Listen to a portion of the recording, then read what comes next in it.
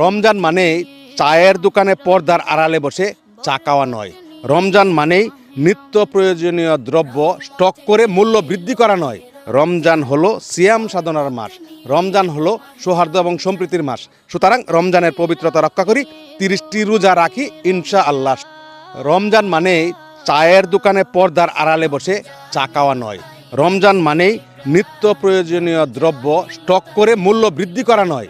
রমজান হলো সিয়াম সাধনার মাস। রমজান হলো সৌহার্দ্য এবং সম্প্রীতির মাস। সুতরাং রমজানের পবিত্রতা রক্ষা করি, 30টি রোজা রাখি ইনশা আল্লাহ। রমজান মানেই চায়ের দোকানে পর্দার আড়ালে বসে চা খাওয়া নয়। রমজান মানেই নিত্য প্রয়োজনীয় দ্রব্য স্টক করে মূল্য বৃদ্ধি করা নয়। রমজান হলো সিয়াম সাধনার মাস।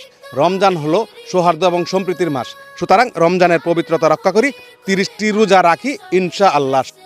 রমজান মানেই চায়ের দোকানে পর্দার আড়ালে বসে চা খাওয়া নয়। রমজান মানেই নিত্য প্রয়োজনীয় দ্রব্য স্টক করে মূল্য বৃদ্ধি করা নয়।